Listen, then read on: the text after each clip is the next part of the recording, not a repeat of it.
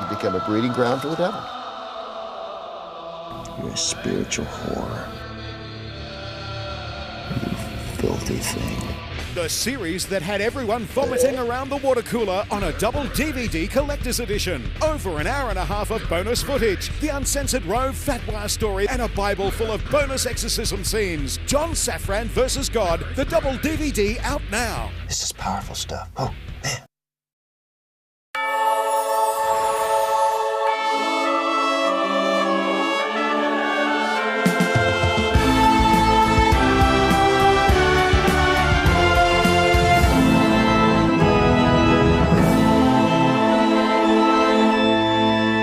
Bob, before you were a priest, did you have a girlfriend? Never. Why not? My mother. Why didn't you have a girlfriend? What, you were never attracted We never had girlfriends in those days. But you didn't become a priest. We were going to the war in the trenches and all that. We never had time. When did you become a girlfriends. priest? You became a priest like when you were, like, what, 20? 18. Yeah, 19. but there was still a few years. We never had girlfriends, I'm telling you. See, you were talking about the permissive society. We never had that. We never had time for girlfriends. I was just trying to, like, humanise you for the audience. It's like, second week, they're still trying to get to know you. I was hoping you'd have some, like, little charming little story about little Betty and sipping at the malt shop or something like that. None of that. There was a nice girl in school, I remember, grade 6, now you mention it. So this is what therapists are accused of doing. You're putting ideas into my head. These are repressed memories now. So who was this girl? What do you want to know now? Who was she? What? In grade 6, who was she? I'm not going to name names. She could be dead for all I know. Now you're going to have an investigation and find out whether I murdered her, aren't you? Just go on with You'll it. do anything to make this show work. I was trying to humanise you, but obviously not. I'll just go Demonise me. Just first story. That's what you started off doing. First story. The first story is about Guantanamo Bay. Yes. I happen to be reading a book about Guantanamo Bay. Just get on with the story. Thank you. A member of Bahrain's ruling family been released from Guantanamo Bay. He leaves behind a fellow Bahraini who has been subjected to beating, torture and long stretches of solitary confinement. Here's the question I have, Father Bob. If you work for Amnesty International, are you allowed to be into bondage at the same time? What do you mean, belting people? Or being belted? Well, both. Are you allowed to be in the bondage scene at night time if during the day you're trying to, like, free people from captivity? Only if barbed wire is used. Because our symbol is, you'll notice, the candle wrapped around with barbed wire, so I presume it's an indication that bondage with barbed wire is all right. So how I'm confused by your answer. As usual, you've given some, like, this isn't going all... Is it in or out? Are you allowed to be into bondage? Yes. Excellent. And what's up with Opus Dei? I don't think you should be into bondage, but who am I? I'm only the Roman Catholic parish priest of South Melbourne. I'm saying... You're asking me questions which should be answered by Let's go to the next story. Yeah, let's go to the next story. It's all boring. Newly released study into in vitro fertilisation. This is a setup, viewers, because he knows I'm going to get in trouble with the church police over this. He knows it, and he's deliberately put this thing in front of me. Suggests that babies conceived with a little help from science, not their friends, are no more likely to have birth defects or chromosomal abnormalities than babies made the old-fashioned way. Now, what in the name of God is this about? Am I allowed to give my sperm to a lesbian?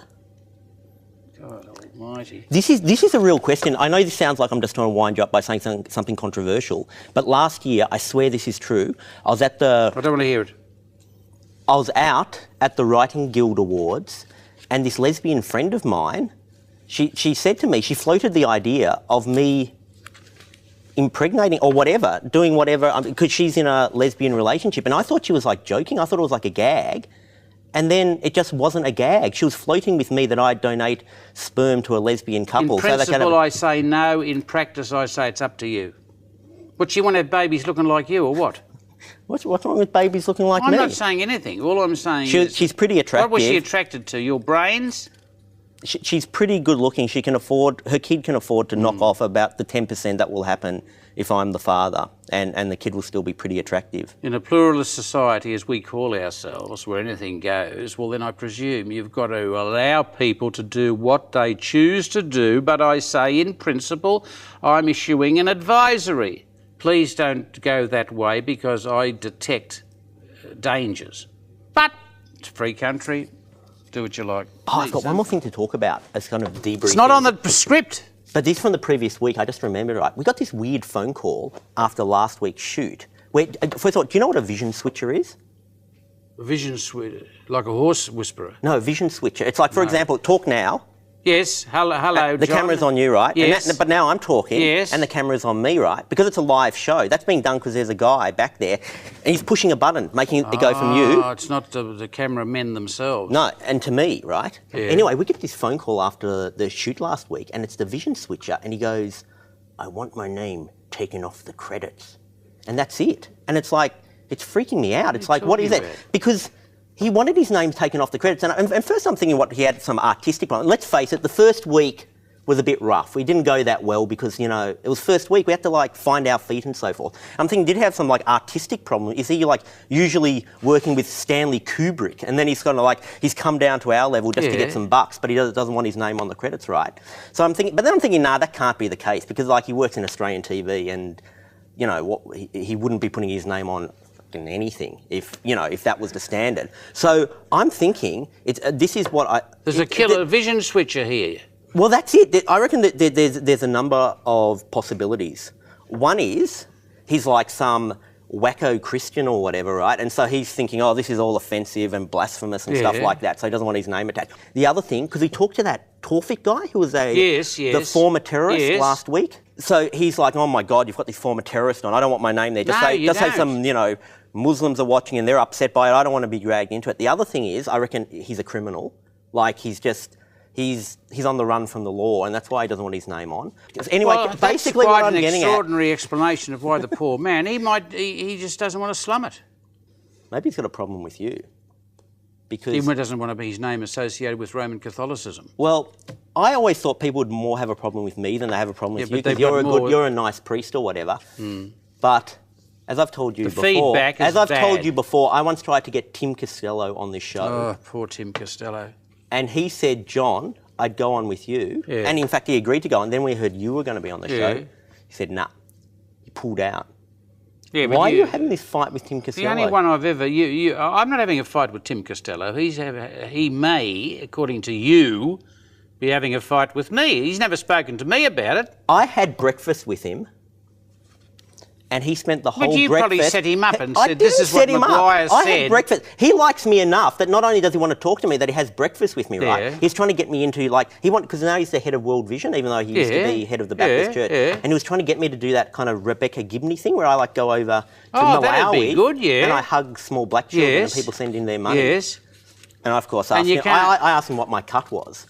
And anyway, over this dinner... That's why he doesn't want to appear with Over you, this breakfast at Greasy Joe's in Ackland Street, St Kilda, he, while on the one hand he was talking about the whole World Vision thing, on the other hand he was bagging you the entire time, and he said, and I quote exactly, if I had the skeletons in my closet that Father Bob has in his closet, I'm not sure I'd go on TV shooting off my mouth so much. Well, we should have a weekly segment. You know, skeletons in Bob Maguire's closet. I think maybe. Name them, you know what I mean? Now, that's all. You set the poor man up and he became a raving lunatic by the time breakfast was over. That's all that happened. Tim Costello, cheerio to you. It was marvellous seeing you promoted to World Vision, and I wish you all the best, and I hope you make a terrible lot of money for the poor. Thank you, Father Bob.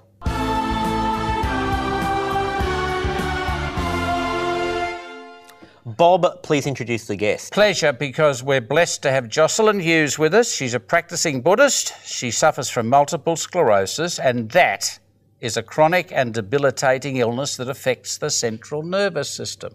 Jocelyn. Yes, John. Buddhists believe in karma, so their actions in the past are affecting what's happening now.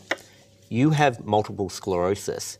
Does that mean you've done something wicked, either in a previous life or in this life, to end up this way? Yes, that's correct. I mean, as His Holiness the Dalai Lama does say, if you want to know what you've done in the past, look at what you are today. And if you want to know what you'll be in the future, look at what you do today. So it'd be correct to say I must have done something unwise in the past. Otherwise, I would not have got this illness. So spreading that out a bit, that means that, like, for example, starving people in Africa or anyone in a wheelchair or with a limp, or even just generally ugly people, they've been wicked in previous lives.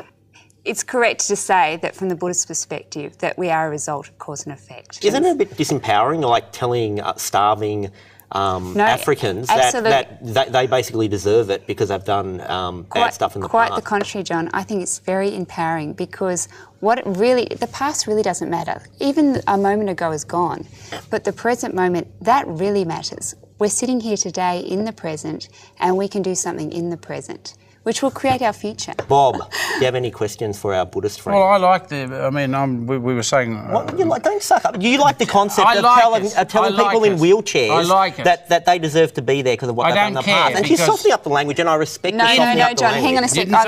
No, John, I'm I'll not look after softening you. In my Catholicism, you've got this thing called dogma, but there's a different thing called practice. So in practice, you're saying, of course we've got to get on with the present minute. So you have to suffer to pay off the debt of things you've done in the past, is that right? I know you're just wanting like a nice simple statement, but it's not so simple. It's not black and white, I guess is what I'm trying to say. Can you intervene with karma? That is the other thing I really like about the Buddhist teaching is the future is not fixed. You actually create the future in the present moment. What can someone do ritualistically, like from a Buddhist perspective, to help make sure you're not reborn with crutches? Okay, if I just want to be practical, what do I need next life, okay? I want to have a healthy body. What are the causes of a healthy body, okay? Well, quite simply, if I offered someone medicine, food, water, sometimes maybe just a comforting word, whatever they need in the present. Do you know what I mean? That would put in a good cause for the future. On top of doing general good deeds, are there things like Buddhist meditations you can do that is going to help you out? There is one very famous Buddhist meditation, and it's called metta. And quite simply, it's just a simple wish yourself to be well and happy. And I can say my fatigue goes and my tremors stop and like my mind is settled. Bob, that's the one thing I can Bob, if someone in a wheelchair came up to you and said, why am I in a wheelchair, what would you say to them? I'd say what Jocelyn says. I'd go Buddhist. You'd go Buddhist? Yeah, because we've got a limited reaction in the West. You're just blowing in the... So whoever's sitting next to you, you're just going to agree with. Let's get in Adolf Hitler next week. Yes. Well, and, by the end of the interview, you'll be going, what Adolf said. Right, but I'm saying in the West we've got a limited ability to cope with sickness, whereas Jocelyn's saying her approach gets you up. See what I mean? Yeah. So I'm a bit nervous about all that, going into hospitals and things, and they think, the priest is here, I must be dying. That's not nice. If she turned up, they'd say, Jocelyn's here, I must be getting better. Well, what would you prefer? This conversation's getting way too positive. I think you should wrap it up. I know. Thank you, Jocelyn Hughes, for being with us today and pleasure. making even me and John feel better. Thanks, Jocelyn.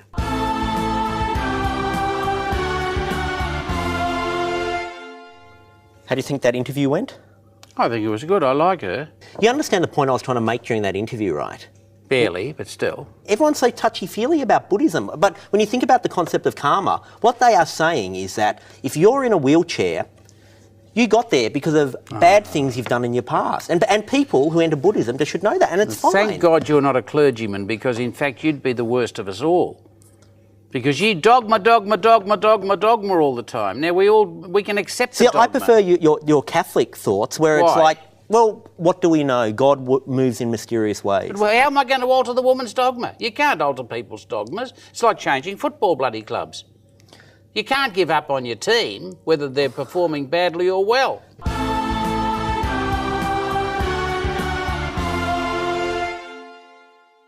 We're lucky to have in the studio Tuba Boz, who's a Muslim, and she's a PhD student in politics at Monash University. Tuba, I've heard that Muslim women aren't allowed to wear makeup because they're not allowed to make themselves alluring to men other than their husbands, but you're wearing makeup on your eyes.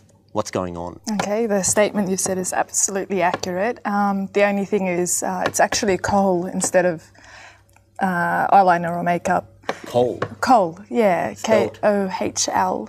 And we put it on for medicinal purposes. So you're saying the Islamic scriptures say somewhere that this is the exception, you are allowed to wear this because it's got the medicinal purposes in the desert? Yeah, it's got medicinal benefits for your eyes and your eyelashes actually as well. So strengthens I put it to you, Tuba Boz, that you're exploiting a loophole.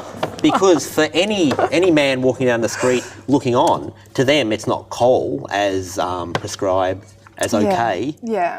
in the scriptures. A Muslim man No, would know you're it was absolutely gold. right. It's not something that's encouraged. You shouldn't go out there with makeup on or eyeliner on or kohl on. It's not encouraged. So in that way, it's Bob, okay. haven't we learned something? Haven't we learned something? We have. Haven't we broken down barriers between Muslims and non-Muslims? Yes. Do you think this whole segment has balanced out the fact? I don't know if you watched the show last week, but we had this Muslim guy on, and he was just. I'm not sure he made the Muslim community look the best. So, do you reckon this has balanced it out enough? Well, I don't think you'll be able to. Yeah, so we've got up like to that. 50% kind of Muslim and then 50% regular maybe, Muslim. but I don't think we'll ever make up for the distress that we caused in the first show. Anyway, thanks for helping us out, Tuba Thank Boz. you. And then you can apply this. Oh, look, Present. for you. From Muslim to Yes. Jew, it's touching. I don't need it. If only Mahmoud Abbas and Ariel Sharon could pass coal over a TV show set. Or apply it to each other's faces, it would be worth watching.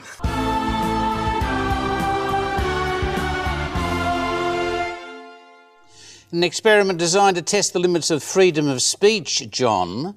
Denmark's leading newspapers defied Islam's ban on portraying images of Muhammad by printing cartoons of the Prophet. It's resulted in protests and death threats, Did mate. you know that? Did you know you're not allowed to show images of the Prophet I knew Muhammad? that. A lot of people don't, so you can get into Well, we danger. tell them. Now, Viewers this- don't look at images of the Prophet. No, you can't create them. But this is why I'm glad you brought that up, and I brought something to the table. In 1979, there was a film starring Anthony Quinn about the Prophet Muhammad. It's called The Message. An interesting side note, it was partially funded by Gaddafi. Anyway, the whole film, all 3 hours, is about the Prophet Muhammad, except obviously they wanted to be respectful and not show him. So have a look at this title card here. This is what you see at the start of the film. The makers of this film honour the Islamic tradition which holds that the impersonation of the Prophet offends against the spirituality of his message. Therefore, the person of Muhammad will not be shown. So Bob, how did they get around it? Have a look at this scene here. There, you've got Muhammad's camel in shot, and you've got Muhammad's stick. The stick Muhammad's holding in shot, but yes, off camera, that's where Muhammad is. They pass the cup to Muhammad off camera, and it's 3 hours of Muhammad just off camera. Very respectful. Very respectful. And know- they got away with it. They got away with it. It was approved by the Muslims. So is there no artistic representation of the Prophet the same as there are Jesus' Well, representation? there's been at least one. I met this young Islamic dude, like in primary school when I was in England, and I was talking to him, and he was just telling me about the day after South Park had an episode in which Muhammad was shown, and he went to a Muslim school, and he said the kids just went crazy. The next morning they were so excited and so confused because they knew it was such a bad thing to happen, but they loved it. They loved that they'll validate it as a people by being on South Park, and they're all running around psycho, like But they're all South drunk Park on red cordial. figure wouldn't look much like a real person, would it? I don't know. I mean, if you turned up on South Park as a character, there would be no difference.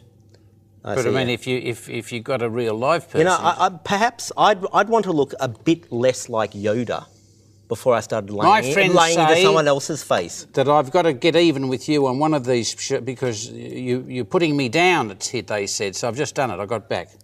Friends, I've done it. I've got back.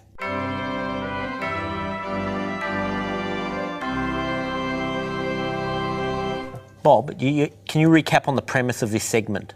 Trying to help people in minority groups around Australia to find a partner. Within that Within same that faith. same group.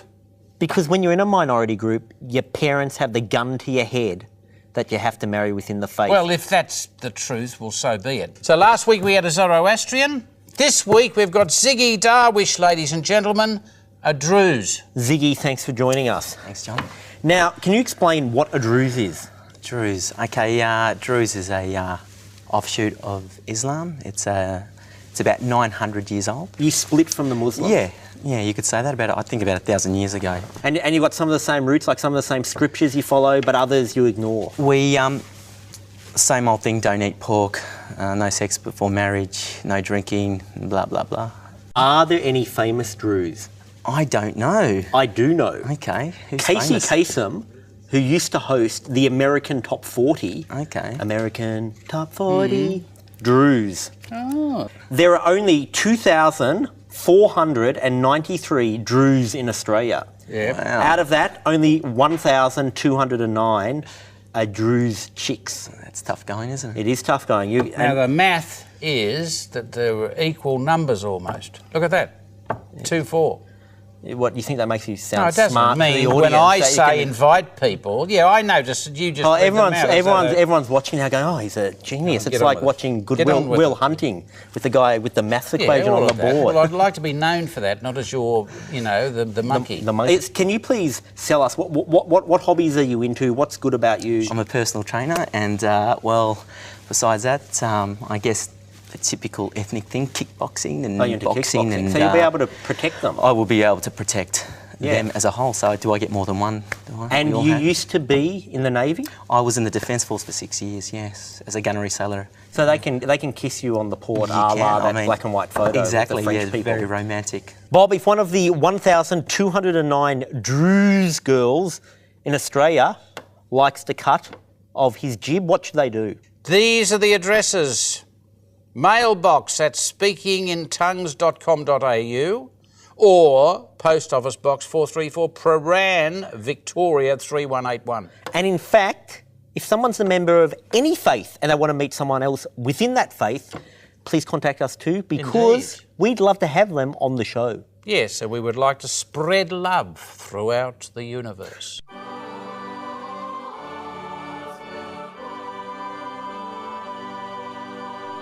Can you explain the premise behind this segment? Yes, it's all a crock of... This segment is excellent because it gives people opportunity of contributing to the spiritual welfare of a whole neighbourhood. People can send in their ideas for the slogan for your Yes. billboard Yes. at St Thank Peter's you, and thank Paul's. you. I don't know what I'd do without you. And the best one that you select goes up for the week. goes up for the week. And we got a lot Did in we? that last week. And here's 5 of them. And you If judge I which asked one's you the what best. last week's was, you wouldn't remember. Looks like you need a faith list. Thank you. Ha. Thank you. Prize, holy water for a month. Number 1, 7 days without Jesus makes 1 week. That's by Phil Milson Yeah, via it's the all right. email. Oh, that's Do you good. understand? It's week spelt that way. I can see weak. What do you think? I can't even interpret a joke. The next one, space ch, what's missing? You are, by Andrew Burton Get rid via of it. email. Take it away. Okay, the next one, sign broken, come inside for message. Andrew from Croydon. That's all right. That's all right. This is from Ross Mac Andrews from the ACT. Don't be a Hebrew. Christianity needs you. No, you can't put anything that's divisive or derogatory. Get rid of it and find where that man lives. So And don't send in, don't be a Muslim, Send the come to our secret police bosom to or his something. place because he's stirring up trouble. And finally, from Josh Hawkins, for a good Sunday lunch, meet your pastor. For a good Sunday supper, meet your pastor. It's too much for it. People are reading these things on their way home from work. Go back to the first one. 7 days without Jesus makes 1 week. Simple. Going up this week. Keep it simple, stupid. Do that bit there where you read out there. The address. Mailbox at speakingintongues.com.au or Post Office Box 434 Prahran, Victoria 3181.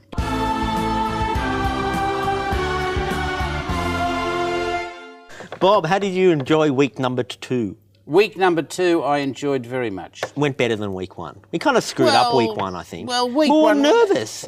Not only were we nervous, that was done in 200-degree heat.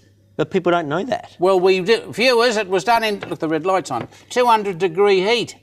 It's no wonder we were dehydrated, we were befuddled. But I think they have a right to lay the boots in for week 1 because it's their money. All right. It's their taxpayer money. All right. But week 2, got it Don't together a bit encourage better. them to- Now, Bob, I believe you got some feedback about week 1 from Yes, a they fellow said I priest. should smile. A priest rang you up to He say you did. to He smile. said, you look too grim, people won't be impressed with that. Put on the face. give us- like give her that. your fake This smile. is the wedding smile. Hello. That is Enough. That is truly scary. Anyone Don't go there. Anyone who grew up going to a Christian Buddhist brothers monk Christian brothers or a school Buddhist is not monk or looking a forward to that smile you just Druze gave. priest.